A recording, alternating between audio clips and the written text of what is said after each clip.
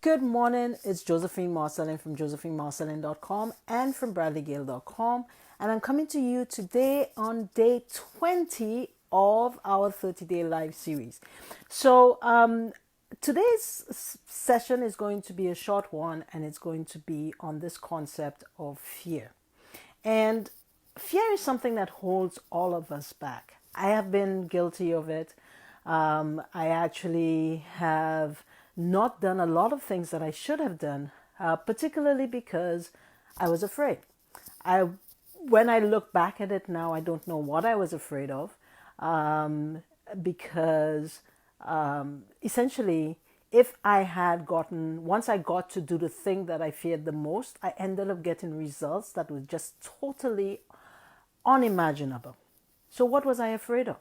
Okay, if you think about it, fear stands for false evidence appearing real. That's an acronym for fear. Okay, false evidence appearing real. It's all in our head.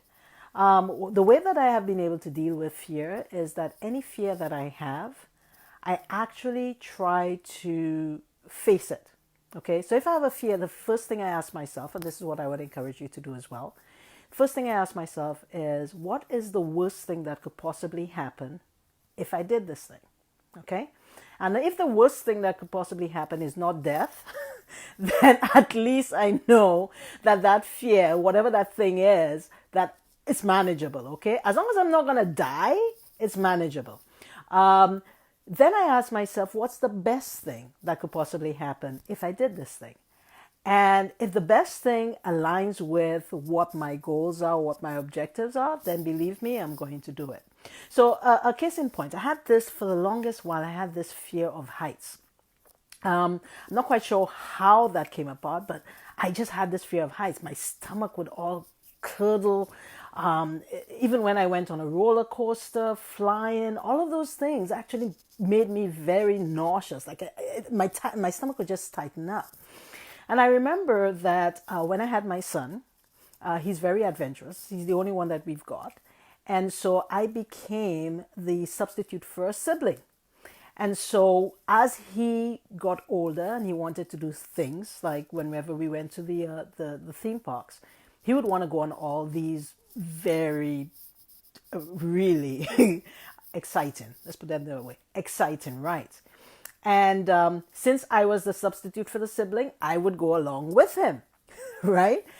And I remember the first ride I went with him was actually the drop zone. Now, if you're not familiar with the drop zone, this is a ride where they strap you in. You're actually sitting in a chair. Your legs are dangling out. Everything, all you've got is really something around your. You've got some protection. Two I don't know what they call harnesses that come down over your shoulders, and then you've got your waist strapped in. But apart from that, everything is pretty loose, right? And then they take you up, I don't know, 200 feet, 300 feet. I'm not even too sure how high, maybe 100 feet. It just seemed like 300 to me because I was petrified.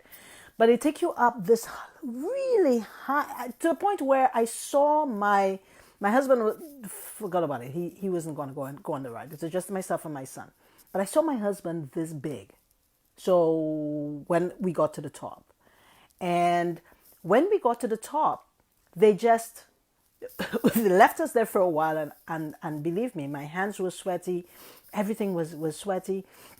But we got to the top, and then all of a sudden, they just dropped us. Literally just dropped us. And I'm like, oh my God, what did I get myself into? Because here am I, 100, 200, felt like 300 feet up in the air, and then they just drop you. And your legs are flaying all over the place, and you're screaming, and I'm looking at my son, and he's just enjoying the whole thing. And I'm just like, when we got, all I was doing was, God, please get us to the bottom, that nothing happened to this machine, right? And we get down to the bottom, and then I get out, and I swear to you, I couldn't feel my legs. I couldn't feel my legs.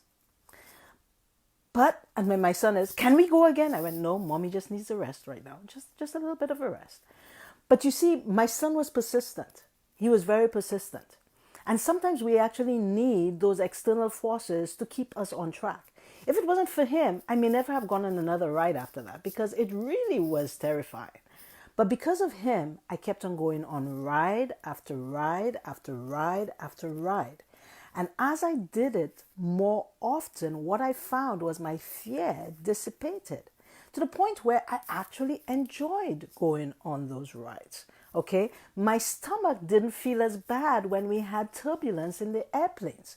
I was not as fearful because I knew that there was a system in place that was going to protect me, right?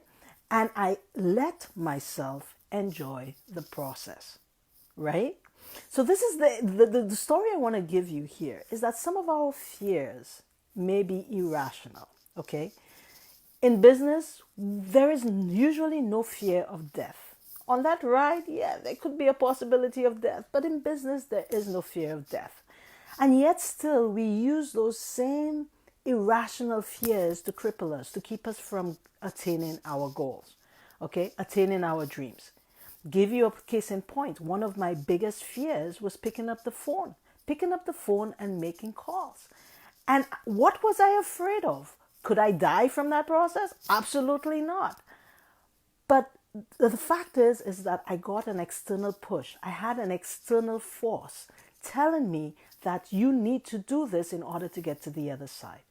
And the more I did it, just the same way, like when I went on those rides, it got better and better. The more I picked up the phone, the better and better it got. To the point now that I feel quite comfortable picking up the phone and doing those daily calls and making those daily connections that I need to do in order to build my business. So my question to you today is, what fear do you have? What irrational fear do you have that is keeping you back? Okay? Is it picking up the phone? Is it making the call? Is it actually doing something different than you've been accustomed to do before? Is it something that you know will get you to the other side?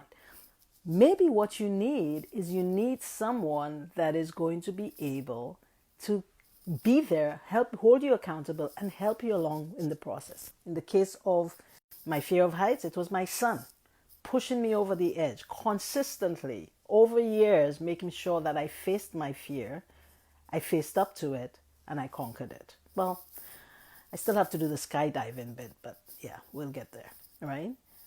In business, you may need a coach or mentor to actually help you see the way, face the fear. They faced it themselves, right? If there's any coach that tells you that they're not fearful, they are. They still have fears that they deal with every single day. But what makes the difference between the people that achieve something and the people that don't? The people that achieve something act in spite of fear because they understand that fear is a crippling force that will keep you in the current position you are and not allow you to grow, okay? In order to be able to grow and get to the next side, you need to face your fear. So ask yourself these two questions on anything that you're fearful about. One, what's the worst thing that could possibly happen? Can I die? No. Will they say no? Probably. What will that mean? You learn how to handle no's. What does that mean? Well, keep asking no until you find what is it that they really want and how you can provide it for them. No is not going to kill you, okay? Secondly, what's the best thing that could possibly happen out of this thing that you're afraid to do? Is that what you really want? Then all you need is that extra push. Okay, so this is Josephine Marcellin from josephinemarcellin.com. I just thought I'd come in this morning and give you my story on fear. I face fears every single day and I make sure that I conquer them. I showed you these arrows that I did. This was to help me get over my fear of death. No, not really. It's really just for me to show myself that I can do anything that is possible. Because if somebody else has done it, it means I can do it too. And the same thing goes for you. If somebody else has done what you're afraid to do, all you need is you need a guiding hand. You need someone to hold your hand. You need someone to show you the system. You need somebody to guide you and just enjoy the process. Okay? You take care. Have a great day. And if you need to talk to me, please use the link above. Set up a time, and I'll be pleased to see how I can help. Take care. Have a great day. Bye.